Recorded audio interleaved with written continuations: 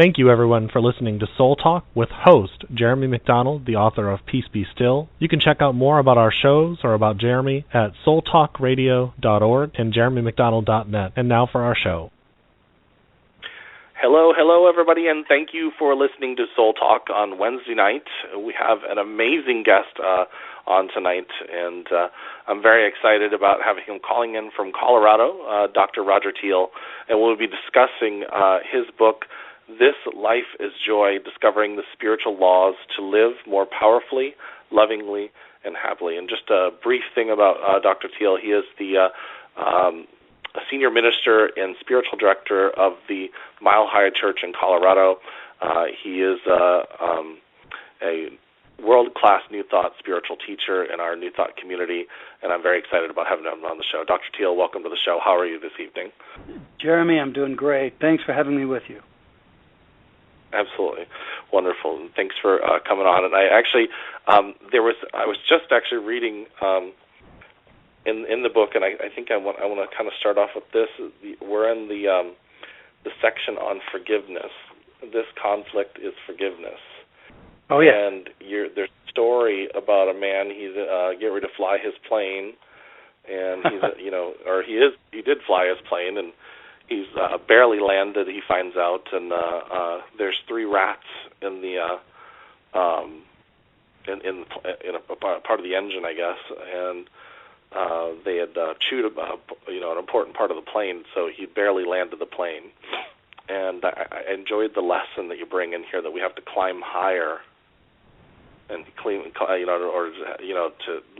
get rid of the rats in your life, or get rid of the rats in the situation. If you want to stop the rats if you want to stop the rats from chewing at your control cords, you got to climb higher. Yeah, and that's sort of like realizing that certain events and incidents chew at us, and life calls us to resolve them in a higher way. Yeah. And I enjoy in the same section where you're talking about, we're talking about the times where things happen to us, and maybe the circumstances that happen to us weren't necessarily okay.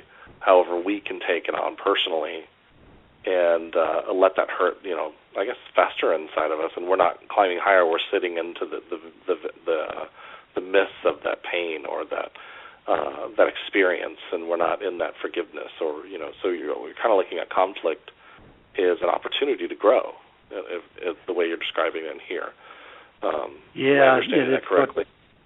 It's what the greatest awakened masters have tried to tell us, is that our path to freedom is forgiving, and yet it's one of the most difficult things to do, because the fearful part of us gets hurt really bad. And in that chapter, I discuss how we at a deep level we arrive at the misguided conclusion that whatever was said or done to us has diminished us, has made us less. And we go under that assumption to then amplify the hurt and the pain, and then perhaps the anger and even the hate. And yet it's that initial conclusion that this person or this event diminished me that eventually we get to come back and take a look at and ask, is that really true? I know it hurt. It may have been even inappropriate or abusive, whatever was done. But did it really have the power to diminish me when I know who I really am, and that I'm not this fearful, weak, separate self, but that I am a spiritual being? And when we come back to that soul self, the spiritual reality, we come to eventually understand that was an erroneous conclusion. Nothing anybody says or does ultimately can diminish us. And when we get clear about that, then we can ask another question: is it possible that whatever happened could actually advance me and expand me if I get the gifts from it? And that's when forgiveness really can be a tremendous opportunity. Yeah, I think I really enjoyed that subject, and it's something that I think that we all have to go back and remind ourselves on occasion, because it's as you suggest, as you stated, it is something we forget about, or it's a very hard lesson for us. And when it comes to forgiveness, I think we have a mistaken impression in forgiveness, that forgiveness is about saying that it's okay right. to do it's not bad condoning. things. Yeah. Yeah. It's not. It's really letting go of the pain and, what got us there and, that kind of stuff. So. And cool. the book that I wrote was really centered, and a lot of my life was centered around a tremendous betrayal and wounding experience in my early 30s, where I had been in a relationship for 3 years with a very beautiful girl, and we were ready to announce our engagement. And after the holidays, and she went off to the holidays with a half sister in Ohio, and I picked her up after that, and she seemed distant, and I just thought, well, she's tired. A couple of days later, she'd moved everything out of my place and had left a note saying, "Don't ever contact me. Our relationship is over." And I thought it was a joke at first. It was so bizarre to me. But then I called her mother, and her mother said, she's here with us now, and I don't understand it, Roger, but she means it, and I'm sorry, but you're going to have to go on with your life without her. And I just hit the skids. It was unimaginable pain and grieving and shock, and then over the weeks following, it downgraded to anger, and then the venom grew, and I would openly proclaim to anybody willing to listen that I hated her, and she was weird and crazy, and it's a good thing we didn't get married and all of that, but I was in tremendous pain. And I was a minister at the time. And everything was beginning to suffer as this went on over the months. My creativity dried up. My health was taking a hit. I wasn't really happy. I was putting on a good front, but that was about the size of it.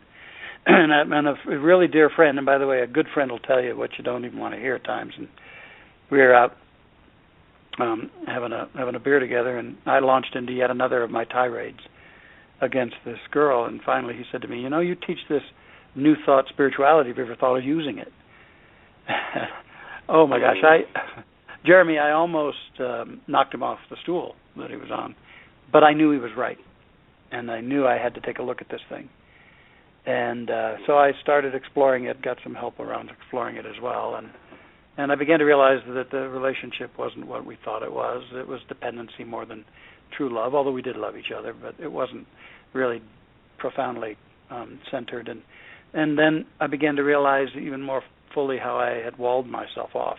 I'd really had a closed and walled off heart, and that I had all my relationships, I had controlled them so carefully so that the intimacy wasn't too extreme, and that I was a workaholic and all this.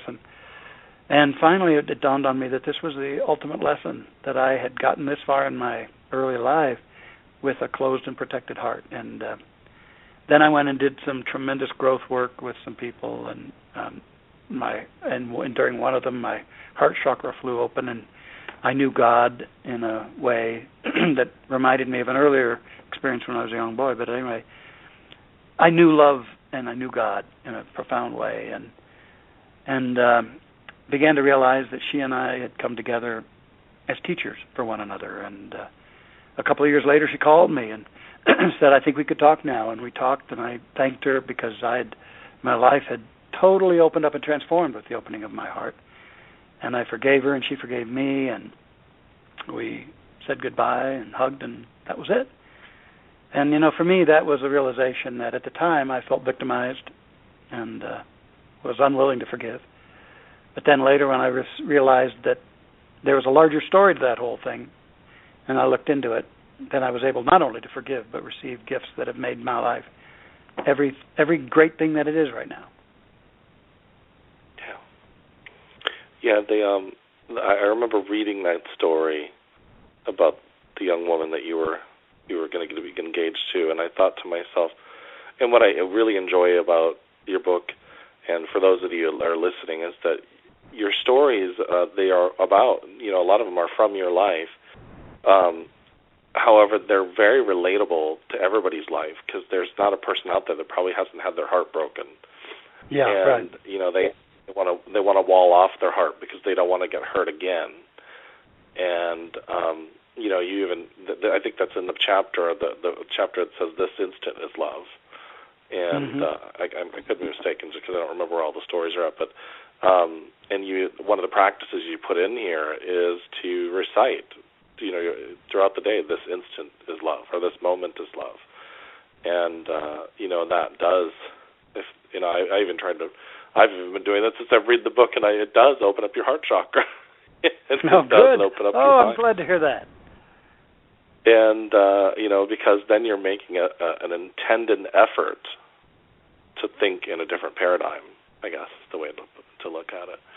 So I really, appreciate that. That came to me, that phrase, "this instant is love," came to me in deep meditation, and it came with such an energy that it just rattled me. And I realized, love is not a commodity out there. It's not something we get from others. Love is really who we are. And in fact, we live in a love-saturated reality. We just have gone to sleep to it. And not only are you and me and everybody listening, all people are expressions of love, embodiments of love. But this very instant is love, and all we have to do is know that and awaken to it, and that is transforming. It transforms situations. I've been in difficult situations where there was some conflict, and I just reminded myself, no matter what at the surface level is going on here, this instant is love, and it transformed me, and then I was able to respond differently to the thing. Yeah. You break the book down, and you started off in with basically a life mastery story, a parable about a man that's a seeker. Yeah. And the story itself, you see, it looks like the man has everything. He has on the surface it seems like he has everything, but he still feels like something is missing. And then he has an experience where he goes to meet a wise sage, and the sage sends him basically on a journey in his mind, is the way I kind of took it. And into the unconscious of himself. And of course he gets very irritated and brings himself out of that when he stops trying to push and stops trying, and he works his way through it. And I think that it's interesting about when we think about spiritual initiation, and that's what I kind of took about this story. And maybe we could talk a little bit about this, is that we all have to go through this place, just like when you were the young man beginning to be engaged in other things. We all have to go through this place, and we have to wrestle through our unconscious, our darkness or our shadow or whatever we want to refer to it as, until we finally find peace with it.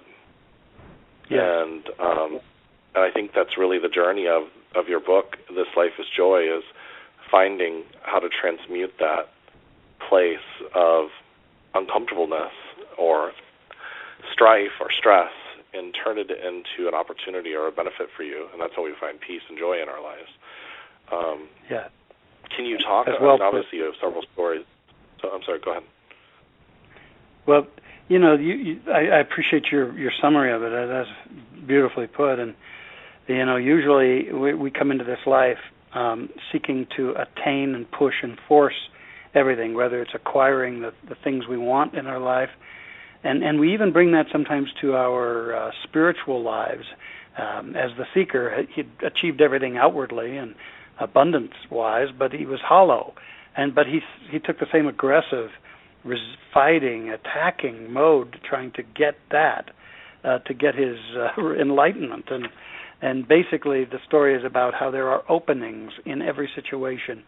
They're transformative openings, and so the whole book is about the transformative openings that are available to us.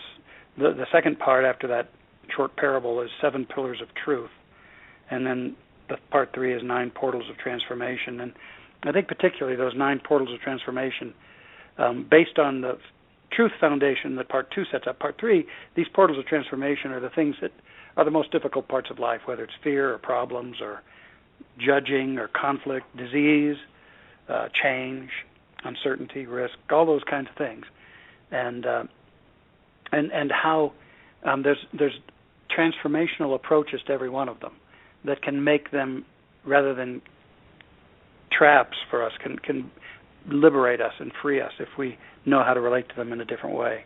So that was kind of the setup of the book. In every chapter I talk about the essence of the principle, and then the experience of it are situations either in my life or people I've respected the experiences where this was put to work, and then the last part's the expression of it, and that's how the reader can start putting that to work in their own life. So you give the story, the basic lesson, and then you give the the meat, I guess, the experience, and then the expression is how you're going to take that out into your life and change it, or become self-aware. And in some ways, I enjoy the breakdown of it because it makes it very simple for the practitioner or the spiritual person, the seeker, to take their journey and have something that's an easy read because it's relatable to their life. But how did you get into, just on your own personal journey, what took you into this level of into this life of teaching? And I think you talk about in some of your, I read somewhere that I think did your mother actually, your family, were they doing religious science? Did they teach this to you when you were a young boy, or was this no? Something that was passed? Actually, no. The interesting thing was when I was about 6 years old, I was just laying on the grass in our front yard. My dad had just mowed the lawn. I was just looking up at the clouds and everything, and I had an experience I did not understand at that time. In fact, it frightened me. I lost any sense of being who I was, the boy Roger, and I was gone. I became what I was looking at. I became the sun, the clouds, the wind, the blue sky. There's no sense of me. At one level, I thought I died. And when I finally came to, I was vibrating. I had to clench the grass to stabilize myself, and I hid the experience away. And yet, as I reflect on it, it downloaded something into me, because all of a sudden I became interested in going to church. And my parents at that time did not go to church, and they allowed me to walk to any of the nearby churches I wanted to. And I initially felt some comfort there because it was just an atmosphere of spirit, and I knew I just had a longing. Something had happened. But the older I got, Jeremy, I began to question more and more, because what I was being told in some of those more traditional church settings didn't align with the felt sense that I had. There's sort of the inward sense that I think got activated in me in that mini mystical experience that I'd had as a kid. And so I started drifting away from those teachings, but the spiritual life intensified. And then finally, my mother actually discovered New Thought and religious science, and she started going, but I was kind of resisting because yet another church, I thought. But finally I did go, and then, of course, it began to put it all together to me. I found something that was congruent with the experience that I'd had early on. But then again, as I said, I kind of fell asleep to some of the dynamics of it, and through some painful experiences walled off my heart. And so when I opened my heart, I finally could connect the dots between that early experience, which was so vibrant in a way I couldn't understand at the time, with this heart-opening experience. So that's how I kind of got launched on this. Very cool. And I like to ask that question because everybody has a place that they've come from. As you mentioned, you kind of would sleep for a little while, or you went through those painful experiences. We're all on this journey, this life journey throughout life, and it has stumbling blocks. And I find now at 41, I'm still hitting stumbling blocks, and I'll be like, oh, that was a good one. It's so true. And it's interesting that my publisher, with Tarcher Penguin, he chose the title of the book, This Life is Joy. That is actually chapter 7 in the book. And I hadn't really thought of that being the title, but the more he encouraged me, the more I thought, you're right. And it really hits a theme that life can be difficult. I mean, who doesn't know that? We all have our heartaches, our challenges, our breakdowns, our losses. I mean, we all have that.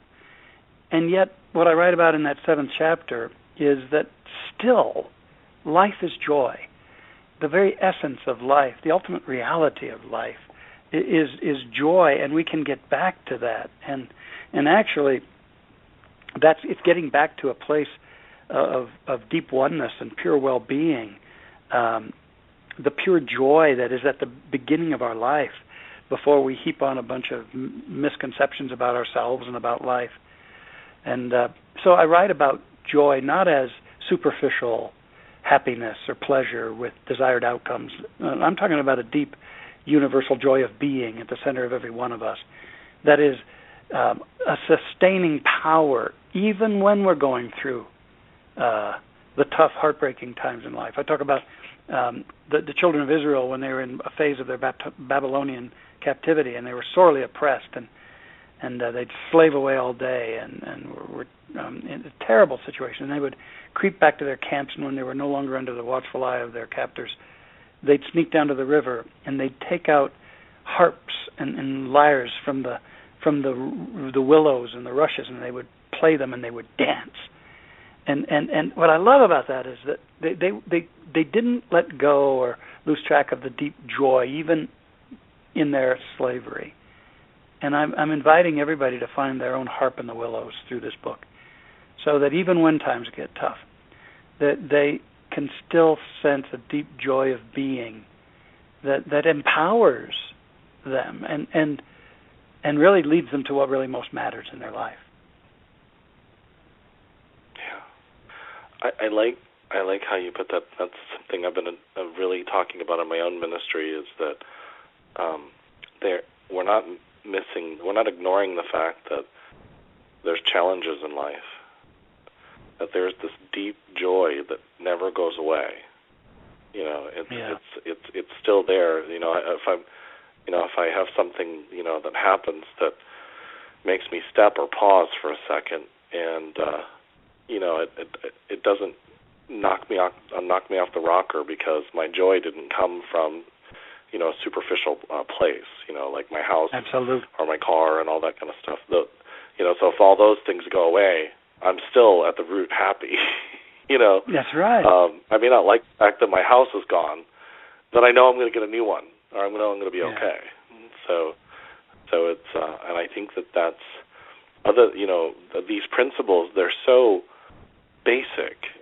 Do you feel that it's a very hard journey at times for us to let go of those old paradigms in order to step into what you're teaching in this book?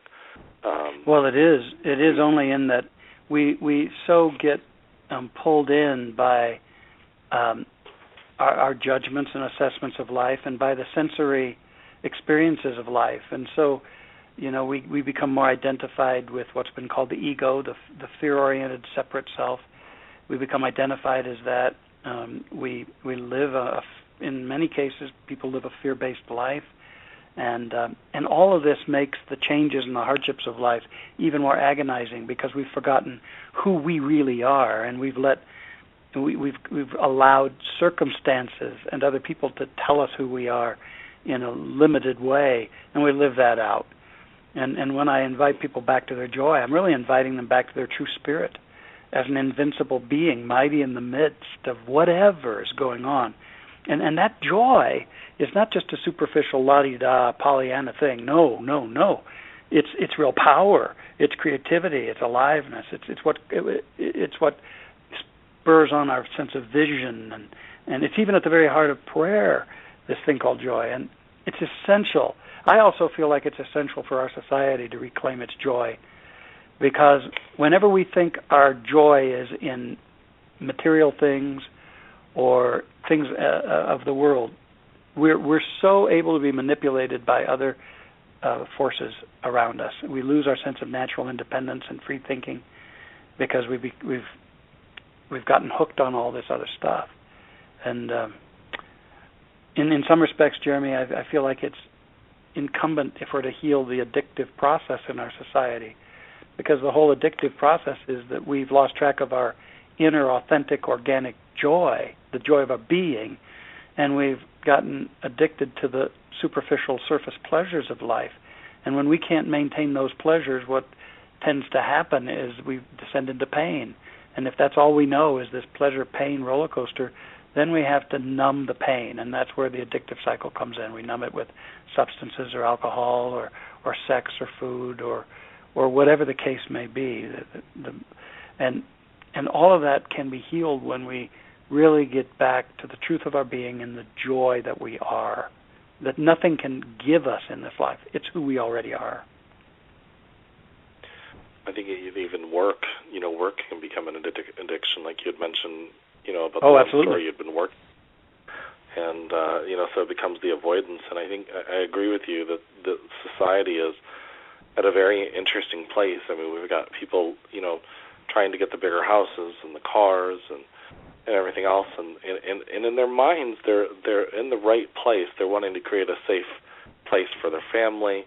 They're wanting to, they in their mind, they think that these things make them safe and stable or secure. And then what happens is they try to hold, or worthy, yes, that's a good one. And then they hold on to that so hard, and then they have trouble holding on to it, and then their heart starts closing off because they're not in their passion, they're not in their hearts, they're not in their joy. And so it wears and tears away at them. And of course, then they go to addictions. They go to get their drinks and their foods or their television, and then they're not living. And there's really nothing intrinsically wrong with the nice house or the nice car, except to the extent that we've fallen into the illusion that they give us true happiness, and they absolutely don't. And they can't. Yeah. And as long as we think they are, we're in for a tough go. Because the thing is, life always changes. And about the time you've clenched onto something at the surface of life you think will give you happiness, it's bound to change. And then you're catapulted into the agony of the loss of what you thought was not only that good thing in your life, but your happiness itself. And that's why it gets so difficult when we get caught up in that trance. So this is your first book, and you've been doing this work for 40 years. Quite a while. You've been, and you've spoke with some of the great teachers of our time and done work with them. What was this book in the making for many years, or what prompted? Well, you know what? Because my wife Erica reminded me that on our first date 27 years ago, I talked about writing a book. So if there's any faults that I have, maybe procrastination is one of them. But at the same time, I'm in defense of myself. There seems to be a right time for everything, and I dedicated a lot of my energies and efforts into growing our spiritual community here in Denver, and we're quite large and doing our thing in this world. And I was very dedicated to it, and I still am. And yet it just seemed right now at this juncture to write this book and to start. And you know what, Jeremy, I enjoyed writing this book far more than I thought I would. It always felt like this enormous task. But boy, when I got into it, I really enjoyed it. So it won't be the last.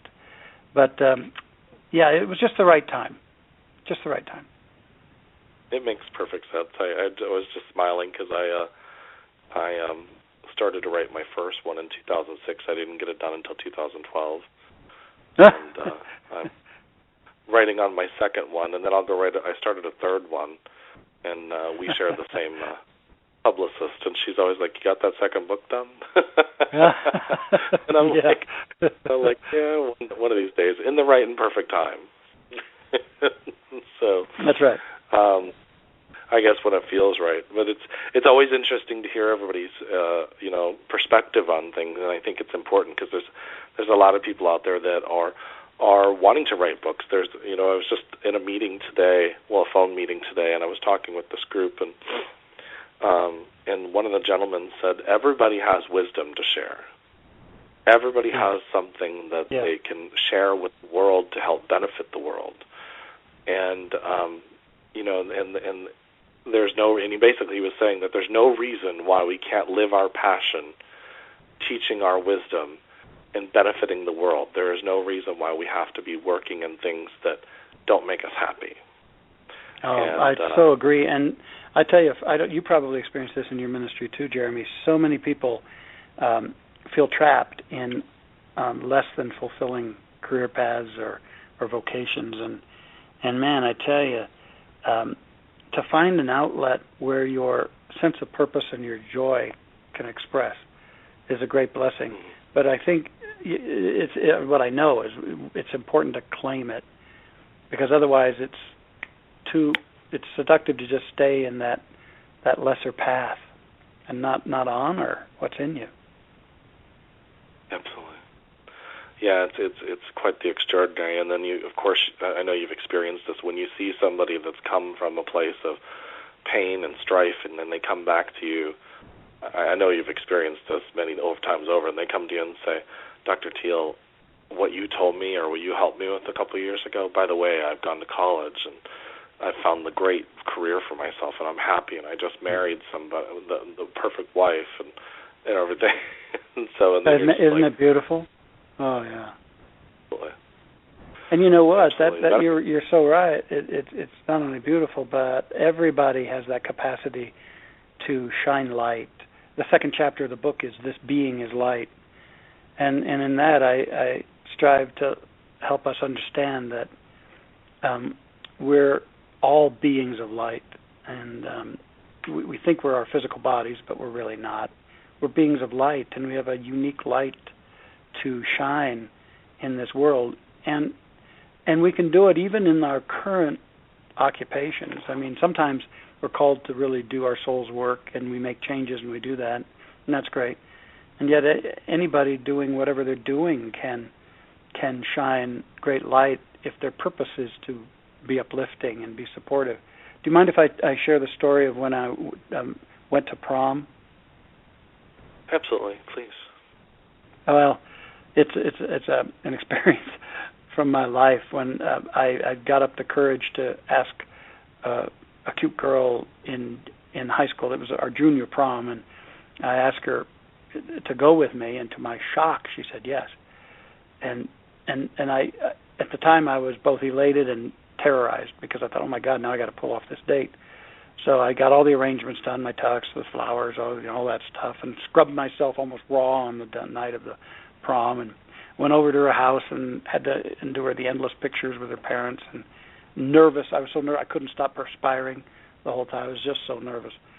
And then we got into the car finally, and things weren't. The conversation was not flowing, and I thought, oh my God, why did I do this?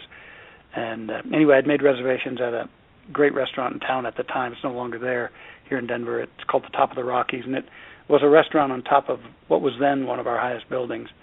And so we got there, went up the elevator, went in, and they seated us by the window, which made me happy. And then all of a sudden the conversation started flowing, and everything was going well. And I thought, all right, this is super. And we ordered our meals, and she ordered a shrimp dish, and I ordered a steak because I thought that'd be the manly thing to do. And we had our salads, and and the conversation was flowing, and I wasn't perspiring as much. And I thought, oh, it's going to be fine. It's going to be great. And so we finished our salads, and then eventually they brought us our main course, our meals, and she started eating her dish, and I grabbed my steak knife and planted my fork on the steak and started to saw on the thing, and then it happened. My steak, as I remember it, and of course, when you look back at things, they're somewhat adjusted, but I remember it seemed like everything went into slow motion. At least that's on my memory of it, as that steak lifted off my plate, and it ascended over about 1.5 feet from the table, and it seemed to hover there, although it didn't really, but it seemed to hover there as though it were chiding me for having the gall to have any confidence at this point in my life. And then the steak fell about 1.5 feet from the table on the carpet. And at that point, I wanted to die. I just wanted to become invisible. I wanted to die.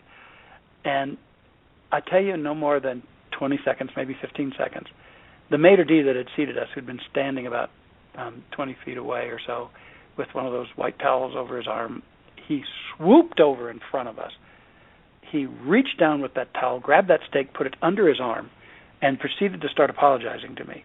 And at the time, it was something like he was apologizing because they had served that steak on the wrong plate, that was not a steak plate that they'd served it on, and it was their fault, and he was so sorry, and he just apologized up and down, and he said he was going to go cook me another steak, he'd have it back on the right plate as soon as possible, and off he went. And I was in a daze, but I remember not missing the moment. I just turned to my date and I said, "Can you believe that they would serve me this steak on the wrong plate, you know?" And God bless her, she played along and she said, "Yeah, that's kind of stupid." She said, "I'll just keep slow here until your steak comes." And so then we, proceeded to talk. And about 10 minutes, I guess, later, here comes this maitre d' with a new steak on a peach-colored plate. And he sets this down in front of me. He says, "Now this is the proper steak." And again, he apologized all over.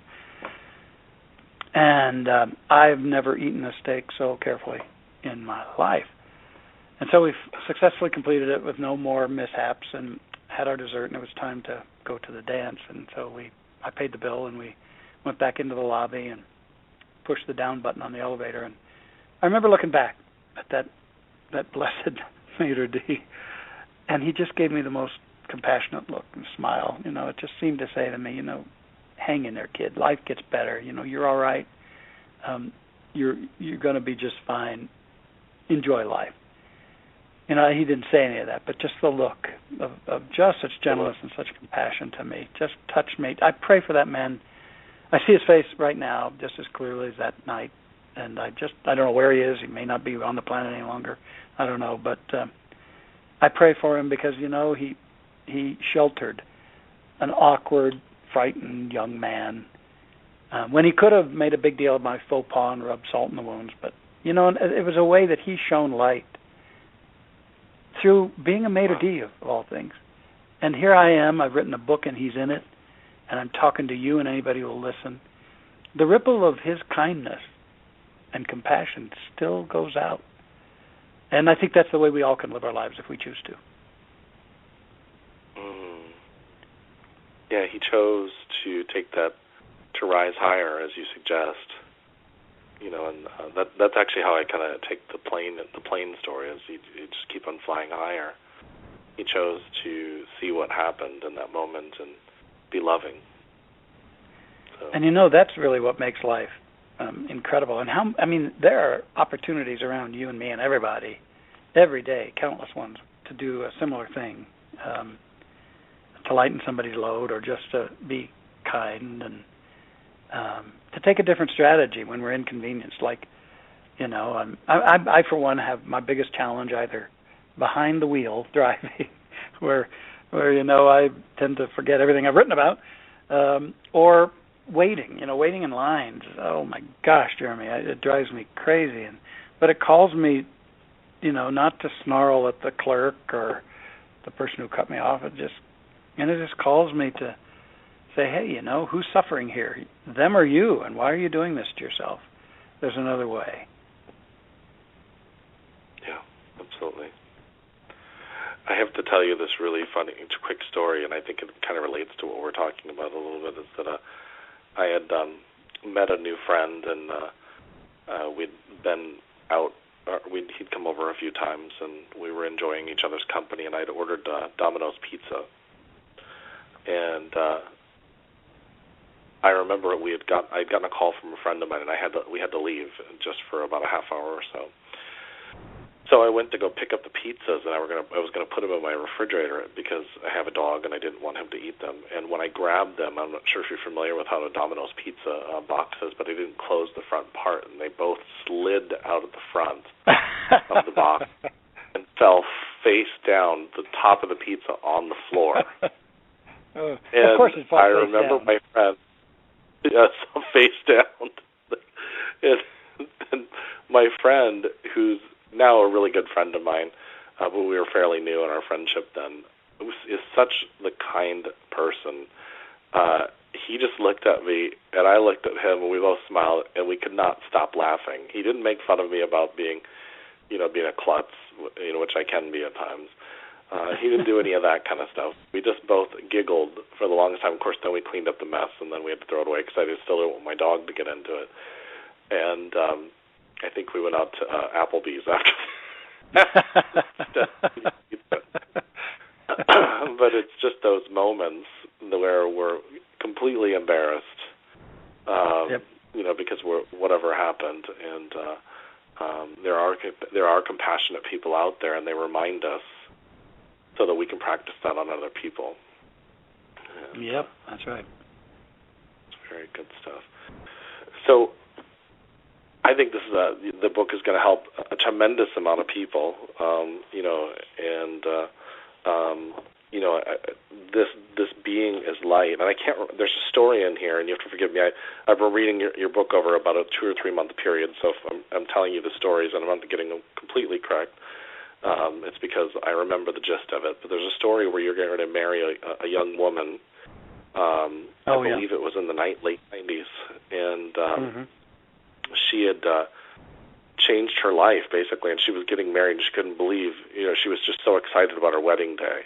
And I can't remember exactly how it goes, but I remember the gist of it is that she changed her thoughts, basically, and changed her life. She changed how she felt about herself. The rest of it came later, the health and stuff like that, but she was here at her wedding day, and she was telling you about the joy you got from it.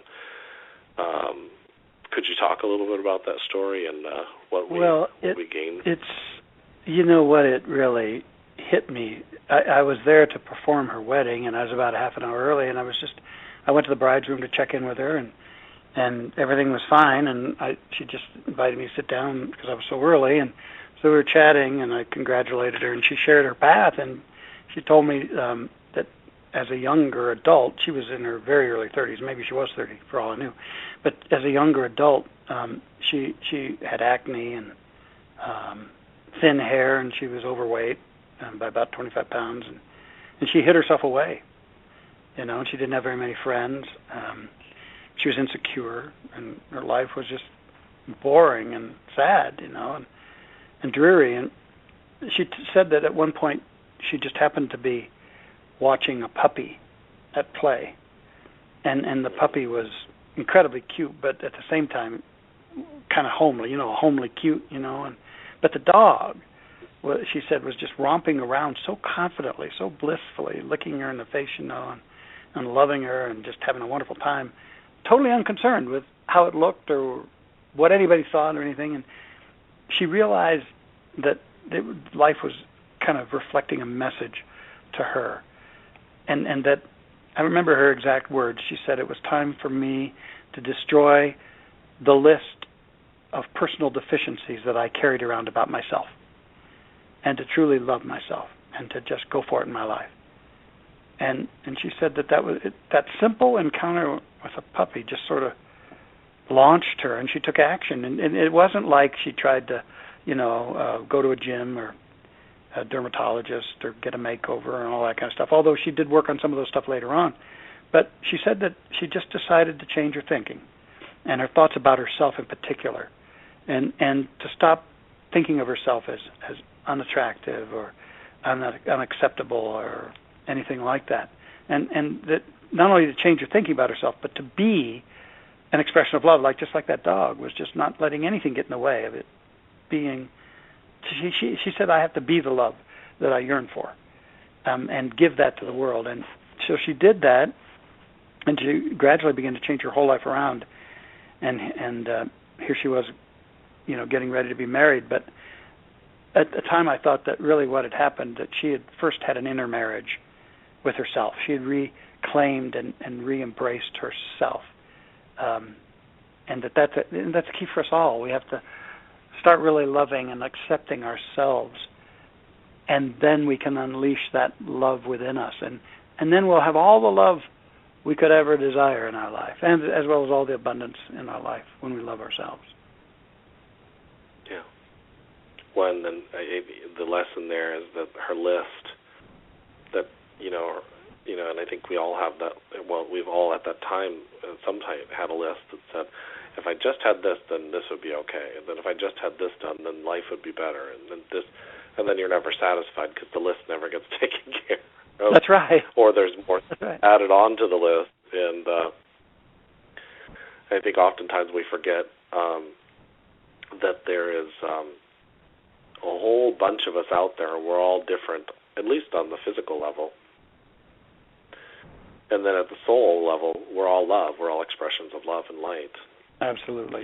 So absolutely, and I'm just so grateful to be a part of a spiritual teaching as you are, Jeremy, and I would imagine a number of our listeners, that We're part of a system that is anchored in oneness, that we are all precious spiritual beings. We're all one with our Creator.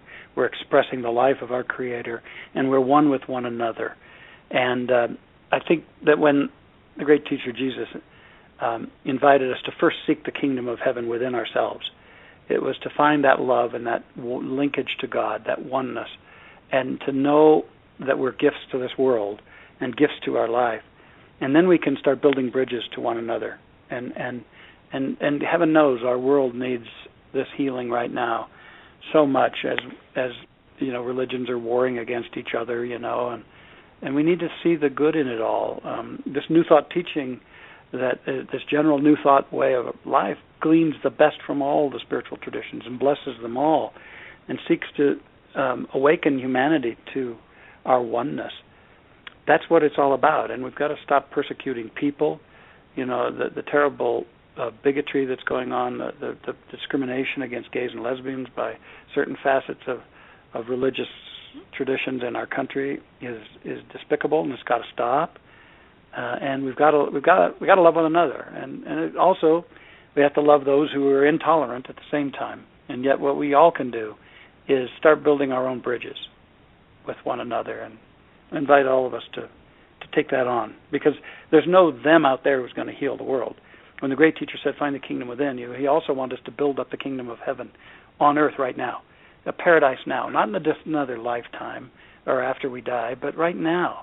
That when he said the kingdom of heaven is at hand, he meant you can build it up right now on earth as it is in heaven, on earth as it is in the mind of God. We're called to build that up through oneness. As above, below. Yeah. That's interesting, because it was Gandhi that said, "Be the change you want to see in the world." Absolutely. Absolutely. And of course, and he did love even his oppressors. He didn't necessarily. He wasn't going to sit and allow them to do what they're doing without him saying what he had to say. Right. That's a very difficult lesson for us. I've been seeing all my astrology friends put on Facebook recently that they can't stand Mercury in retrograde, and I'm like, well, that with which you resist persists. That with which you love goes into flow. We're not entirely a product of the planets. They may be influences, but we're not a product of them. Yeah, it makes me smile, but it's more. It's kind of what you were talking about with the GLBT stuff going on. As I was an activist when I was a younger man, and of course, I had a lot of ideas of the way things should be, and and I was very angry. And then one day I realized that I have to love even the people that don't like me. I don't have to accept what they say. Right. I have to love them, and I want to love them for me, because I don't want that anger festering inside of me. And, correct. So it's beautiful. It's a very powerful way of living, and it's very peaceful. So, the good news is, believe it or not, we're down. Go ahead. I'm sorry. I was just saying, and every one of us can be a part of this. Everyone. Mm-hmm. Absolutely. So now, in the community that you're building, that you've built in Colorado, I mean, it's grown. I mean, I didn't even realize. I've had friends that have gone to the Mile High Church before, and then when I was reading the stuff when your book came, I didn't realize it's nearly at 10,000 members, and going very strong. And then I actually went online and looked up stuff, and I mean, it's the community of people there seem to be very happy and joyous, and they're practicing the principles of love there within the congregation. How much work, I mean, you said you dedicated a lot of your time. How much work did that take as a group to bring that together and grow that over the many years? Well, what happened, it is something of a phenomenon, but here I think what happened was early on a kind of excitement and spiritual enthusiasm got seeded, and you know what, we cared for that. We kept that vibrancy going and growing, and it kind of snowballed, and the momentum kept building. And so there's a kind of energetic that, I find it hard to articulate what that is, but it's an enthusiasm and a joy and a spirit that it took off a long time ago, and it's still going. And I'd, with all the other efforts to, build some buildings and do all that kind of stuff, what I most pay attention to is that energy, and that momentum and that energetic, because we're a large church, but we also do a lot to try to make sure it feels small and intimate and connected, but a lot of joy there, not superficial joy, but deep joy. So I just think that's what's key to it. Yeah, and it's kind of like a momentum that builds. You start, absolutely, and you do it for the right reasons. You do it not because you want to have a big church. You do it because you want to help people. You want to reach out to people, and then it just kind of seems to unfold that way. And I actually learned that from, I believe he's your counterpart, watching a video that he was in, Michael Beckwith, and I saw a video of him. I was going through some hard times in my life, and I had a dream. And he said, I didn't have all this in the beginning. He goes, I just started, and then this came, and then the buildings came, and the people came, and all that kind of stuff. Yeah. And I thought to myself, so you mean if I just work hard and work on myself and continually practice, the dream will happen? And then, of course, the dream changed, because then I got more, and I fell deeper into love with myself and got more love for other people. But I think that's interesting for the listeners to hear too, is that as you go along the path, things change because you change. Yes. And I think that's a pretty extraordinary. Well, I just very briefly, I remember a time, and I write about this in the book, where in my very first church from 76 to 79 in Portland, Oregon, and there was a wise minister, retired, lived across the river, and he would take me out to lunch every so often with his wife and encourage me and talk about the church and everything. And one time he asked me how I thought it was going, and I said, as it's not really growing as fast as I want, and I just wish more people were showing up. And all of a sudden this gentle man turned to me and he said, when you stop needing the church to grow so much, it'll probably start growing. And it shocked me, and I meditated about that and thought about that. And what I realized in that moment was that I needed the church to grow for me. I was wanting church growth as a way to validate me, and I thought, no, that's not the right reason. You want this church to grow because you love people, and because the people need this, and because it's got a message that's good for the world. And when I got clear in my head about that, you know what? The church started growing. When I stopped needing it to grow for my selfish reasons, my personal upliftment, it started growing. It's amazing. It goes back to the story in the beginning, the parable in the beginning, when he's trying to get out of his darkness. Yeah. And he gets quiet, and then opens up for him. So we're, believe it or not, down to the last 6 minutes of the show, which came really fast. There anything that you would like to share that maybe we didn't talk about during the show to share with the listeners? Well, I would just share from my heart that I know that life can be very challenging. Amongst its many high times, there are a lot of low times, but life is good. And I want the listener to know that they individually are precious, beautiful, and actually extraordinarily powerful beings.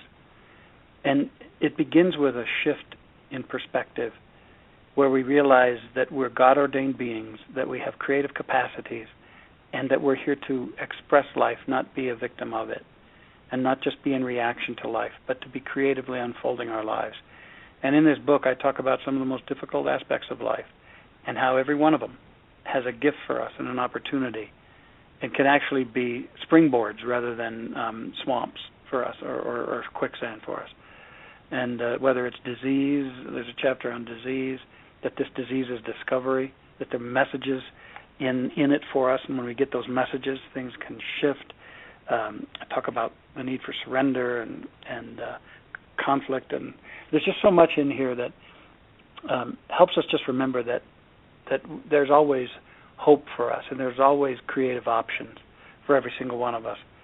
And I just absolutely believe in the beauty and the sacred life in every being, and invite the listener to embrace themselves in a brand new way, let the past go, and live in this moment, and summon up a higher concept, and start using the spiritual principles that I write about in this book, and life can transform for them. Absolutely. Thank you. I just wanted, before we kind of close out here, I want to read this quote. I actually made an advertisement for the show with your picture on it and stuff, and then I put a quote from your book in here, and I just want to share that. And it says, "We are all seekers, not because something is missing that we must struggle to find. We search for more because we are made of more, so much more than we usually know. We are participants in a greater dimensions of reality than we realize when trapped in worldly, ego-oriented awareness." And so for those of you that are listening, Dr. Teel's website is Roger Teel, that's TEEL.com, and it's down in the description as well. So you can definitely find out more about him. And if you're in the Denver area, go visit him at the Mile High Church and his congregation out there. So, and the Dr. book Teel, can be... I really appreciate it. You can get the book on Amazon, too. On Amazon, and I'm sure Barnes & Noble as well. Yeah, and thank you, Jeremy, for the privilege of hanging out with you and with your listeners. I greatly appreciate it. Very much so. Until the next show, I appreciate it. So, Dr. Teel, you have a wonderful evening. And you too. Many blessings. Bye-bye. All right, everybody, thanks for listening. On Saturday, we will have Eugene Braxton on the show at noon talking about his book about the near-death experience. So everybody have a wonderful evening, and thanks for listening to Soul Talk. Have many blessings. Bye-bye.